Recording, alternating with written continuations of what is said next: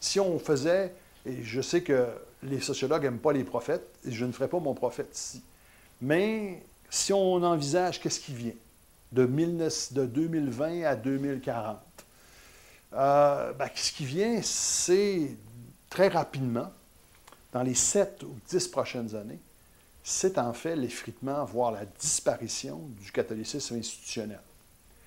Actuellement, il y a encore 20 000 sœurs, frères, pères, environ, là. Je n'ai pas les chiffres exacts. Il y a environ une vingtaine de mille religieux, religieuses. Si on ajoute à cela les abbés, c'est-à-dire les prêtres séculiers, on peut en avoir au tout 25 000. Voilà. Au plus fort du monde catholique canadien-français, il y en avait 45 50 000. On pouvait remplir le stade olympique de cela. Et donc, il y en avait beaucoup plus. Donc là, il en reste encore.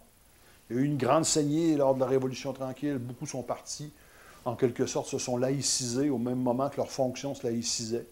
Demeuraient professeurs de philosophie, mais cette fois-ci, non plus chez les pères de Séviateur ou les clercs de Séviateur, mais chez dans le cégep de Rosemont. Et continuaient leur enseignement en étant sécularisés. Mais là, on sent que ceux qui restent, le petit reste, comme on dit, qui restent, eh bien, ils viennent d'atteindre l'âge moyen de 80 ans. 80% des religieuses du Canada sont âgées de plus de 85 ans. Et donc, à terme, 7-10 ans, tout ce beau monde-là va mourir. Et il n'y a que très peu d'appelés. C'est-à-dire qu'on parle de dizaines d'appelés par année.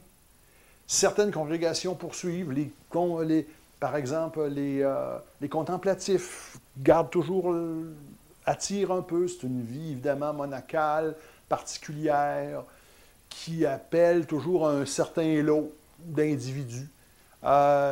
Mais ceux qui ont l'apostolat, d'autres apostolats plus pastoral, eux pâtissent et n'ont parfois pas du tout de postulants, si bien que plusieurs doivent faire appel à l'international quand ils ont une portion internationale pour survivre et garder leur activité ici. Mais on sent qu'à très court terme, il va y avoir donc, il faut penser cette question-là de la disparition du catholicisme institutionnel. Ça ne veut pas dire que le catholicisme va mourir de sa belle mort. Je ne suis pas ici un thanatographe ou un thanatologue du catholicisme. Ça veut dire qu'un certain catholicisme, celui qui a au fond été érigé à partir du moment de la chrétienté des années 60, qui demeurait encore vivant lors de Vatican II, lors du Concile Vatican II, et qui a au fond été celui qui était très important pour le catholicisme culturel, c'est celui-là qui va disparaître. Mais avec tout ce que cela comporte, avec toutes les associations caritatives, avec toutes les œuvres, comme on dit, qui sont reliées, qui vont peut-être pas survivre à leur décès. Et là, ça a un impact social important pour les communautés au Québec et ça a un impact important pour l'Église tant que telle. L'Église qui s'en vient, donc une Église qui va devoir réfléchir à nouveau frais toute la question de l'ecclésiologie, comment on va faire, qui va faire une messe, pourquoi, si on n'a pas de prêtre, comment on fait ça.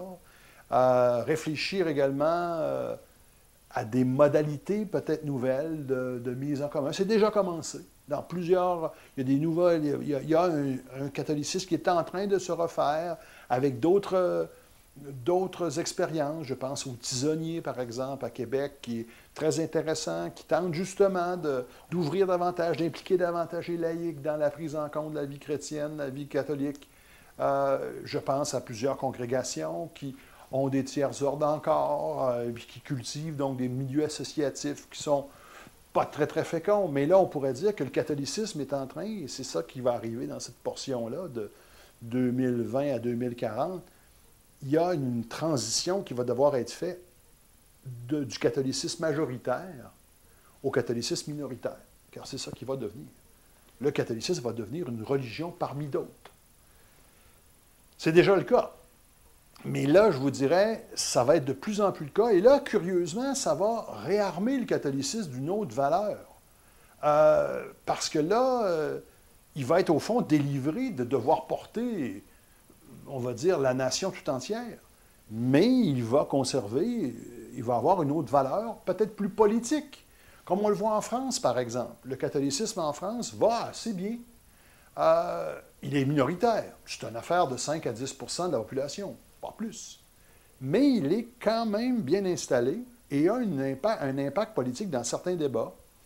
La question du mariage pour tous, la question en ce moment, au moment où on se parle de l'aide à mourir, toutes ces questions-là, là, les catholiques prennent l'espace public, prennent d'assaut l'espace public, puis apportent leur couleur, peut-être plus politique, peut-être plus combative qu'auparavant, où ils étaient et plus consensuels et plus culturels, et travaillaient à d'autres aspects qu'une certaine résistance. Puis là, bien évidemment, le paysage politique va changer.